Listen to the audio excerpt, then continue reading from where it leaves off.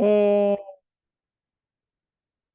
Hoy pues tengo el agrado de acompañarlos con este proyecto de investigación. No sé si están viendo la presentación.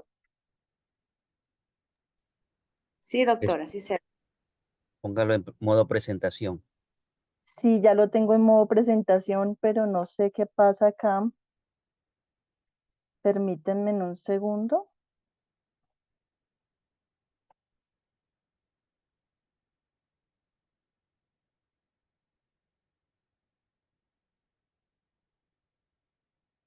Se me ha cerrado aquí.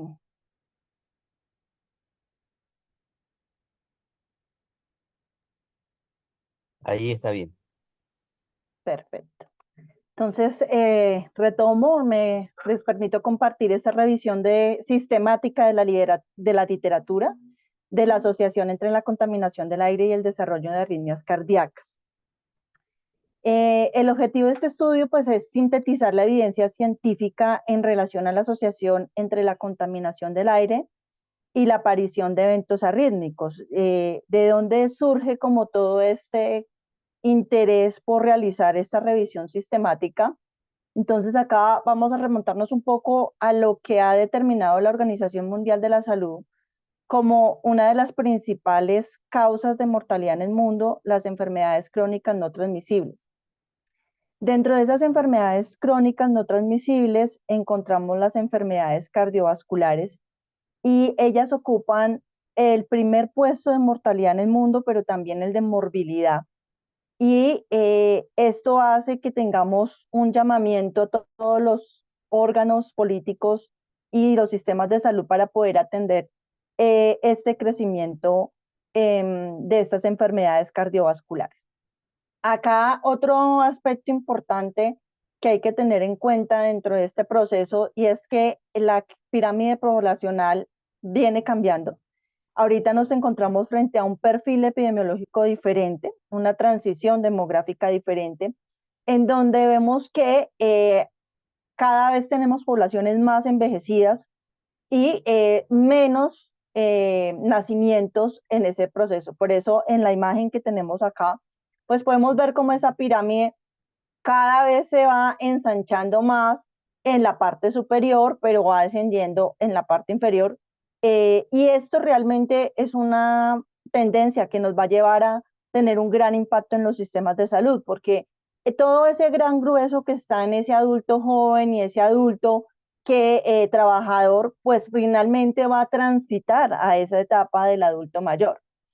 ¿Y por qué yo relaciono la pirámide poblacional cuando hablamos de enfermedades cardiovasculares? Porque fisiopatológicamente se ha asociado los cambios del envejecimiento con el aumento de enfermedades crónicas como la hipertensión, como la insuficiencia cardíaca, como los infartos agudos de miocardio, que se presentan con mayor frecuencia en las personas mayores de 65 años, así como las arritmias cardíacas. Entonces, digamos que esta combinación entre esa transición demográfica que ya tenemos poblaciones envejecidas, afortunadamente, digo afortunadamente en un sentido de preocupación, en Latinoamérica todavía no se está instaurando como está en Europa o en Estados Unidos, donde ya las poblaciones son envejecidas, y trae con ello unos retos en términos de atención en salud, en términos de cuidadores, en términos de años de calidad de vida, que se van a impactar en esos sistemas de salud. Entonces, esta combinación del cambio demográfico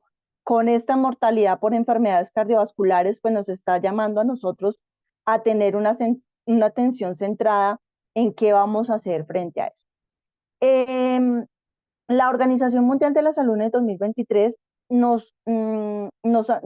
su informe pues nos llama a este llamamiento, valga la redundancia, pero además también nos deja ver otras dos circunstancias que están presentes y que se suman a este perfil o a esta visión, esta perspectiva que tenemos hoy de la mortalidad y la morbilidad en el mundo. Y tiene que ver con la contaminación del aire y del cambio climático que estamos teniendo hoy en día. Ya siendo un factor que se asocia, que se suma a estos procesos o factores de riesgo que tenemos acá. Para ello, en el 2019 se ha reportado que la contaminación del aire ha causado 6.7 millones de muertes en todo el mundo y que esta cifra viene también en un crecimiento, una tendencia a aumentar debido a que no hemos podido tomar unas medidas efectivas para poder reducir o minimizar los riesgos que están asociados al cambio climático. Adicionalmente, pues tenemos todo lo que sucedió en la pandemia por el COVID-19, que pues trajo otras necesidades en términos de salud para poder atender. Entonces son tres grandes problemas que ha mencionado la Organización Mundial de la Salud: la mortalidad por enfermedades crónicas no transmisibles, el cambio climático y las consecuencias después de la pandemia del COVID-19. En este sentido, pues eh, aquí, retomando el tema del cambio climático y la contaminación del aire, me gustaría contarles que no es una cuestión que haya nacido en la última década. Seguramente se ha agudizado este proceso en la última década, pero realmente ya vamos para casi 100 años en donde se identificaron los primeros efectos de la contaminación del aire en relación pues a los procesos que tiene la actividad humana. Entonces acá un poquito para traerles acá tres eventos supremamente importantes que han marcado la historia. El primero ocurrió en 1930 en Bélgica con la niebla del Valle de Meuse, que esta niebla del Valle de Meuse fue la primera catástrofe que se ha asociado con la contaminación del aire y en el cual se afectaron 9.000 millones de habitantes, y en esta pues lamentablemente se perdieron 60 vidas humanas asociadas a este proceso.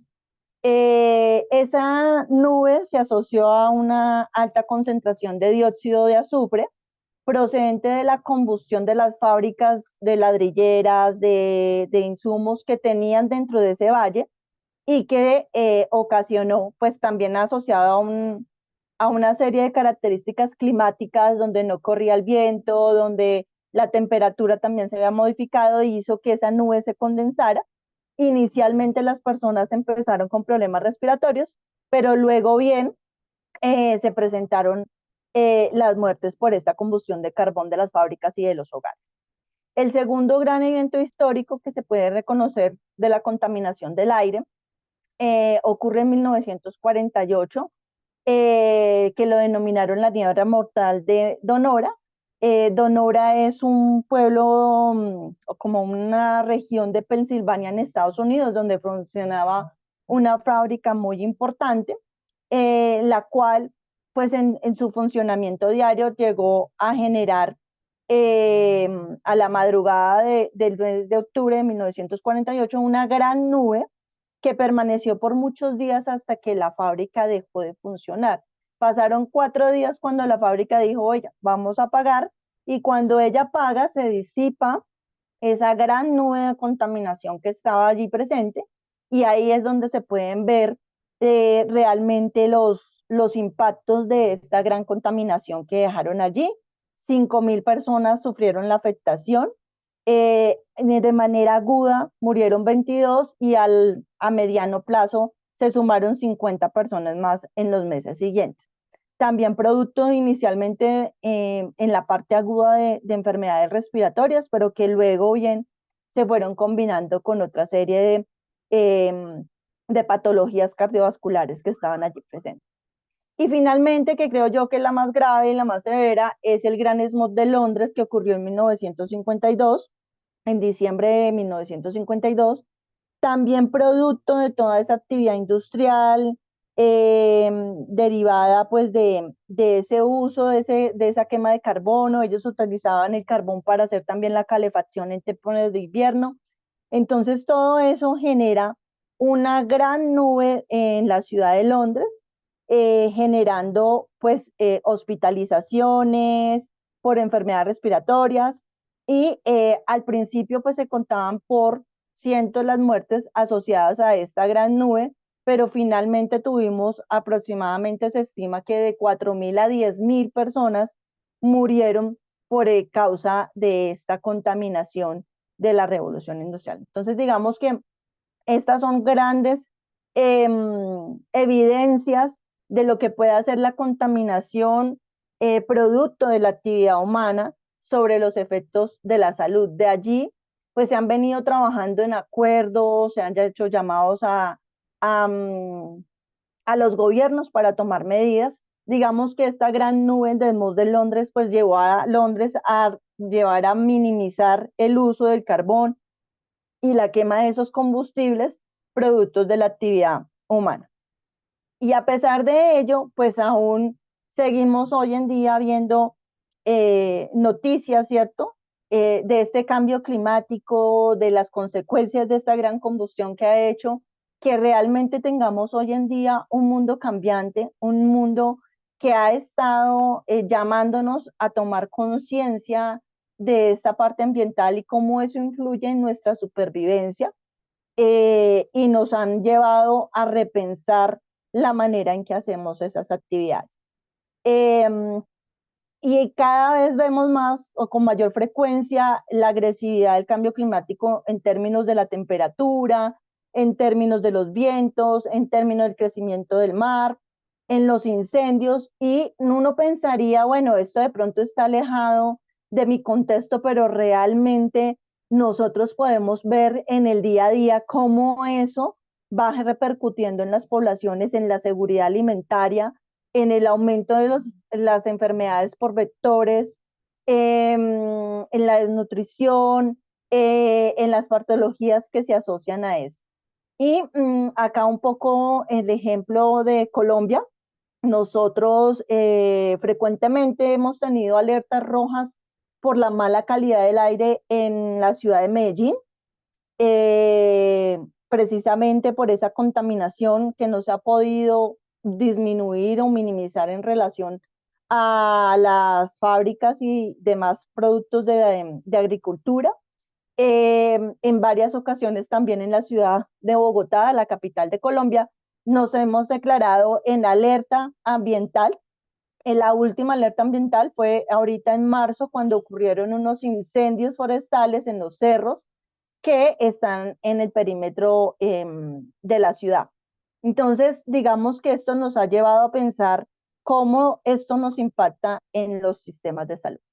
Acá, nuevamente retomando como las directrices de la Organización Mundial de la Salud, nosotros hemos visto como el 92% de la población vivimos en lugares que están con niveles altos de contaminación.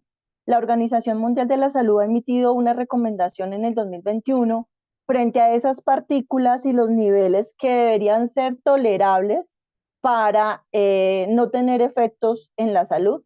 Y realmente acá donde estamos viendo la parte roja, pues es donde más se tiene esos aumentos de los niveles de contaminación, y esto también se ha asociado con algunos determinantes sociales como la pobreza, como la migración, que han llevado a que se asiente más ese problema.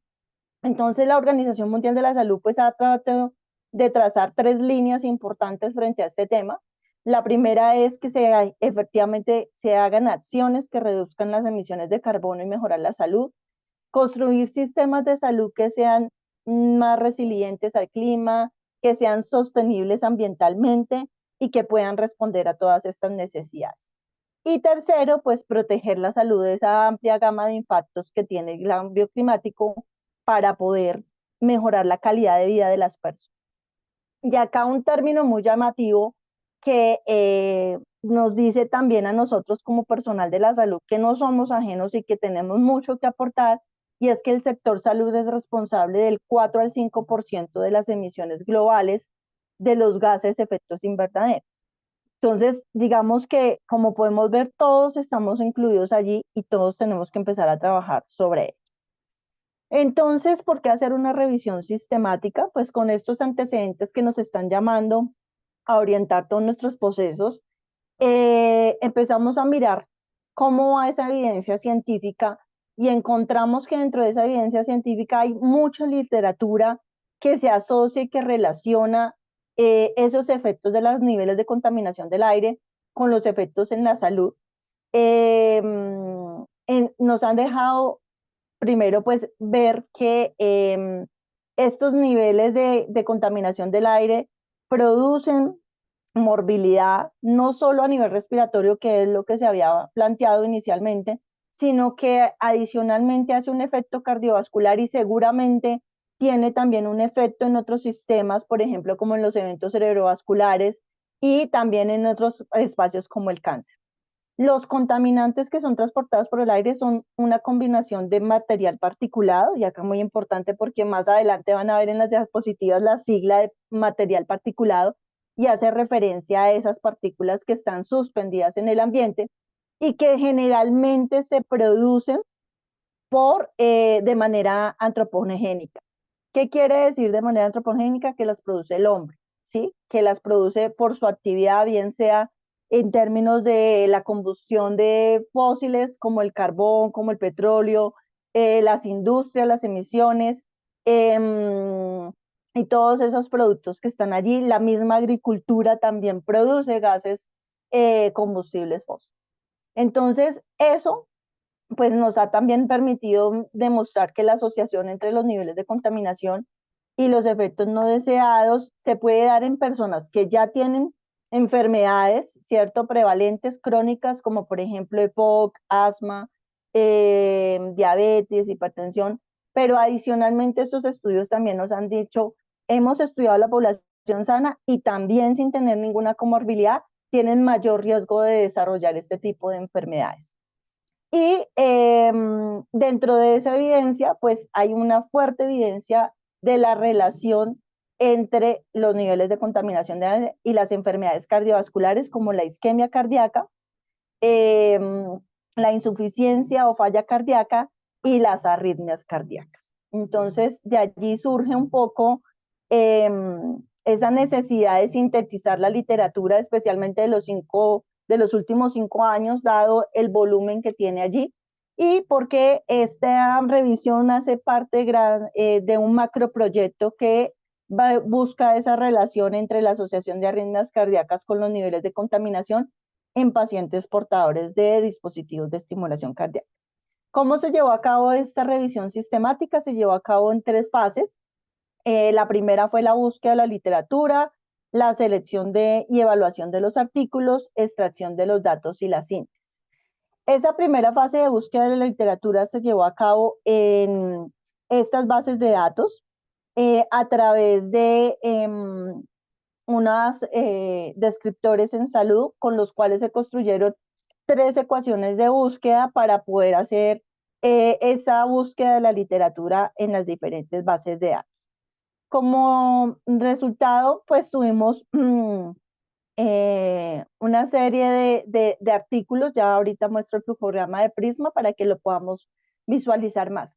Para la selección y evaluación de los artículos que tuvimos en cuenta, primero que fueran artículos que abordaran adultos, personas mayores de 18 años, que fueran artículos primarios que abordaran los niveles de contaminación y la relación con arritmias cardíacas, que los estudios o los artículos que fueran seleccionados contaran con el full test disponible de manera gratuita, que estuvieran en idioma inglés o español, y que fueran publicados en los últimos 5 años, quiere decir a partir del 2019 hasta el 2023. Como criterios de exclusión, pues estuvieron estudios que fueran revisiones sistemáticas o revisiones de la literatura o metasíntesis o metaanálisis que abordaran este tema, pues serían excluidos porque la idea es sintetizar los artículos primarios. Una vez seleccionados los artículos, pues en coherencia para poder determinar cuál es ese rigor metodológico y esa calidad de la evidencia científica y poder decir estos resultados son creíbles, se utilizó esta herramienta de evaluación crítica de la literatura que es CASPER, que nos permite una serie de instrumentos que de acuerdo a la metodología que utilizaron en el estudio, nosotros podemos determinar si cumplen o no cumplen con ese rigor metodológico, para lo cual nosotros establecimos una puntuación superior a 8 para poder considerar que tenían una calidad metodológica rigurosa y de calidad para esta selección de estos artículos. El flujograma Prisma que les estaba comentando hace un momento, nosotros identificamos 5.774 artículos con las ecuaciones de búsqueda, se eliminaron 10 por la duplicidad y luego tuvimos esa selección de los artículos primero por título y luego por resumen que se asociaran con los criterios de inclusión. Una vez seleccionados esos 34 artículos, miramos que cumplieran con los criterios de inclusión y 4 de ellos fueron excluidos por no cumplir. Se evaluaron con las diferentes herramientas de CASPE y finalmente en esta revisión se incluyen 29 artículos que hablan de los niveles de contaminación del aire en asociación con el desarrollo de arritmias cardíacas. Entonces, ¿cuáles son esos resultados? Entonces, lo primero que quiero comentarles a ustedes es que la variedad de la población es muy amplia. Digamos que la media de edad está en 56 años y en la mayoría de las poblaciones los participantes eran mujeres más que hombres. Esto digamos que es llamativo porque normalmente las enfermedades cardiovasculares y en especial las arritmias cardíacas se ha dicho que la prevalencia es en hombres, pero pues acá las muestras nos llevan a tener un mayor número de mujeres en este proceso. El continente que más ha escrito sobre esto es el continente asiático, China, Taiwán, que han sido pues muy exhaustivos y llevan varios años documentando este posible efecto de la contaminación en el aire. La mayoría de los estudios, 23 estudios, corresponden a esta zona geográfica. Le sigue Estados Unidos, Suecia y un estudio que hay de Colombia en ese proceso de esa búsqueda de la literatura. Por supuesto, lo que se pudo detallar también en los resultados es que el proceso de contaminación o los niveles de contaminación que maneja esa zona asiática pues son más elevados que otras zonas geográficas, por ejemplo, como Estados Unidos o como Europa, donde los niveles están por debajo de las recomendaciones de la Organización Mundial de la Salud. Esto nos hace también poder determinar y graficar perfectamente si esos resultados son creíbles o no son creíbles dentro de esa asociación que tenemos acá.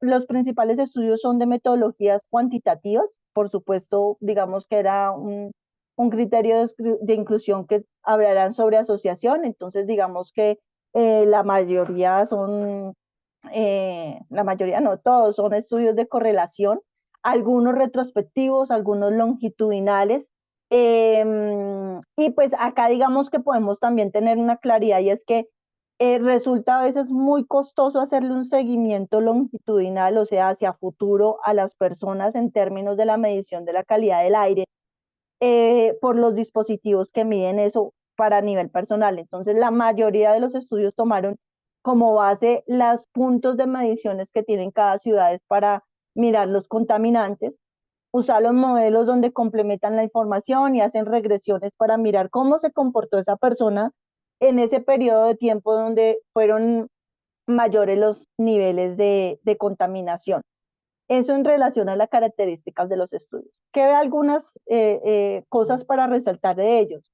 Los estudios evidenciaron las asociaciones positivas entre las partículas finas, o sea, las PMMs y la prevalencia de arritmia cardíaca, que el aumento por encima de las recomendaciones de la Organización Mundial de la Salud para las partículas de 2.5 se asocia con un 0.5% mayor de probabilidad de arritmia cardíaca, que los efectos se ven más de manera aguda y a corto plazo que los efectos a largo plazo, pero sin embargo, esos efectos sí son sostenibles y se mantienen en el tiempo. Entonces es importante tener en cuenta que no es solo con que yo me expuse hoy a la contaminación y ya pasó y pasó el episodio arrítmico, no, sino que eso se puede mantener en el tiempo y digamos que eso es un elemento muy importante. Eh,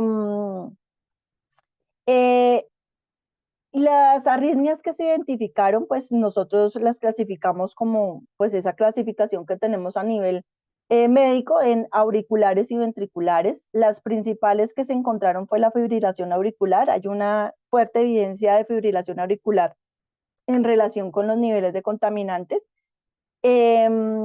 Contracciones auriculares prematuras o lo que llamamos extrasístoles auriculares, taquicardia supraventricular paroxística, taquicardia auricular, y en algunos estudios reportaron bloqueos auriculoventriculares importantes en esta asociación. Como arritmias ventriculares encontramos que no son tan frecuentes el desarrollo de estas arritmias, pero dentro de las que encontraron los estudios, pues se asoció con la contracción ventricular prematura y la taquicardia ventricular. Utilizaron mediciones de Holter de 24 horas para poder determinar estos episodios, y en algunos solo fue la toma de electrocardiogramas en los tiempos determinados en el estudio, donde se pudieron evidenciar. Se hacía la asociación haciendo un modelo de regresión donde podían determinar los niveles de contaminación en el momento de la red. Eso en un parte, pero también hay estudios que nos han reportado cambios electrocardiográficos que pueden no llegar a ser una arritmia, ¿cierto?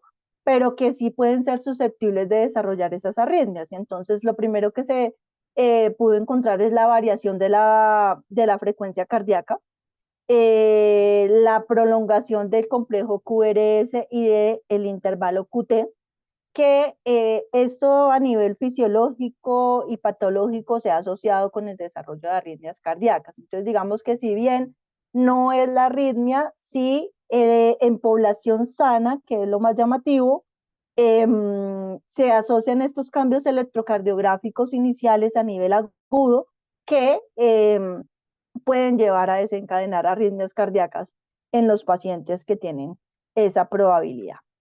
Las principales partículas que se asociaron o que se estudiaron en los estudios fueron las partículas de 2.5, lo que indica acá, digamos que ese es el tamaño de la partícula en relación al tamaño que tiene y la viabilidad que tiene para entrar al sistema. Digamos que la coloqué acá de primeras porque es la partícula que más se asocia con los efectos no deseables de la salud, especialmente los cardiovasculares. Esas partículas de 2.5 no es que solo sea una partícula, sino que es un compuesto de múltiples partículas de ese tamaño que se asocian en el aire y que son producto de esa combustión y de esa actividad humana que está generando esa contaminación. Las partículas de 10 micras también están asociadas. Sin embargo, digamos que acá la evidencia no es tan sólida en relación a las partículas de mayor tamaño como las partículas de 2.5. Algunos elementos importantes que también están suspendidos en el aire: el dióxido de nitrógeno, el dióxido de azufre, el dióxido, perdón, acá me quedó repetido, el ozono y el monóxido de carbono, como sustancias que se relacionan bien sea de manera combinada. ¿Eso qué quiere decir? Si yo tengo O3 más NO2 más, más partículas de 2.5, ¿cuál es la que mayor carga tiene? Si me actúan de manera independiente o si me actúan de manera combinada. Entonces, acá digamos que la evidencia nos ha dado que para las partículas de 2.5 son capaces de actuar de manera independiente, así como el ozono. Quiere decir que así hayan más partículas, ellas son las que tienen la mayor carga de desarrollar esas arritmias cardíacas. Que esa carga de riesgo aumenta si yo me combino con las otras partículas. En relación a las arritmias cardíacas, el que menos asociación mostró de ese desarrollo fue el dióxido de nitrógeno, pero él se ha asociado a otros procesos que están indirectamente relacionados, como los procesos oxidativos, y este se ha asociado mucho con los eventos cerebrovasculares. Entonces, digamos que ahí todavía tenemos ahí. Entonces, importante, este dibujo lo que nos muestra es que tenemos partículas ultrafinas, partículas finas y partículas que son un poco de mayor tamaño, que pueden estar en cualquier momento suspendidas en la calidad del aire y que esa interacción con el cuerpo humano produce ese efecto no deseado. Lo otro que nos dejó esta revisión es cuál es ese mecanismo fisiopatológico, digamos que son estimaciones que se han podido hacer, se han hecho estudios con ratones, in vitro, donde se ha expuesto el tejido, la célula a niveles superiores de la contaminación y se ha visto cuál es esa respuesta que tiene. Y digamos que hoy en día podemos hacer una aproximación de que el mecanismo fisiopatológico está centrado en el estrés oxidativo, que se produce precisamente por ese dióxido de nitrógeno, por ese ozono, que interactúa y dejan radicales libres que llevan a que haya un daño celular en el ADN, y ese daño celular pues hace todo un proceso que pues ocurre normalmente cuando hay una lesión, que es la inflamación sistémica, y con esa inflamación sistémica pues hay muchos factores que influyen allí para que haya una disfunción vascular y una coagulación normal. Digamos que esa es la cadena que se ha podido hablar en este proceso de que es el mecanismo por el cual se genera esta relación y esa funcionalidad dentro del organismo, ¿cierto? Cuando tengo estos tres elementos combinados, pues lo que me lleva es a tener un desequilibrio de la actividad simpática y parasimpática en el corazón, lo que me lleva a una variabilidad de la frecuencia cardíaca y a unas alteraciones electrofisiológicas que me pueden llevar a esa arritmia cardíaca. Entonces, digamos que esto ha sido importante para entender cuál sería como el mecanismo. Además, este mecanismo es importante entenderlo porque también asimismo pues están creando estrategias de cómo podemos minimizar, y entonces acá encontramos literatura de cómo la dieta mediterránea, que tiene altos niveles para ser antioxidativos, nos ayudan a minimizar estos efectos a nivel de la contaminación del aire. Asimismo, a través de terapéuticas farmacológicas, cómo podemos minimizar ese estrés oxidativo y esa disfunción que se está presentando en los pacientes como respuesta para reducir esos factores de riesgo para la arritmia cardíaca. También pudimos evidenciar cuál es la población más vulnerable. Por supuesto, digamos que se asocian con esos estilos de vida que llevamos inadecuados. La obesidad es un factor fundamental aquí. Pacientes con hipertensión, pacientes con diabetes tienen una mayor asociación. Las mujeres tienen una mayor asociación de vulnerabilidad para desarrollar, para tener esta asociación entre niveles de contaminación y arritmias cardíacas. Algunos estudios reportaron los pacientes que son bebedores, también tienen una alta probabilidad. Y finalmente, pues nuestros adultos mayores que tienen una mayor nivel disfunción oxidativa en el cuerpo relacionada con el envejecimiento. Entonces encontramos que esa es una población que es mucho más de atención y que puede desarrollar con facilidad este riesgo de desencadenar arritmias. Como conclusiones, pues la evidencia nos establece que existe una relación entre la mala calidad del aire y la presencia de arritmias cardíacas. La mayoría son partículas finas y se presenta más en mujeres y en personas, acá en mayores de 65 años. Y las personas que tienen ese factor de riesgo cardiometabólico tienen un mayor riesgo de anomalías de la conducción cardíaca, o sea, de anomalías en el electrocardiograma, lo que puede llevar a que desarrollen fácilmente este tipo de arritmias prevalentemente auriculares en el proceso de la contaminación. El mecanismo subyacente de los contaminantes del aire y las arritmias aún no está muy claro y es necesario investigar más para poder ser un poco más precisos frente a ese proceso fisiopatológico y esa asociación exacta. Digamos que lo que se ha tratado acá es de recrear modelos, ¿cierto? Estadísticos, donde nos mide el riesgo, donde nos mide la probabilidad, y digamos que a eso todavía nos falta un poco más de robustez. En nuestros países nos falta investigaciones propias. En Colombia solo se desarrolló un estudio en Medellín, fue un estudio con ratas, se presentó la asociación con enfermedades cardiovasculares, pero no propiamente con arritmias, y aún nos falta esa evidencia a nivel de Latinoamérica y a nivel de Colombia para poder establecer esa asociación dentro de nuestra población, tanto con comorbilidades como en personas sanas. Muchas gracias.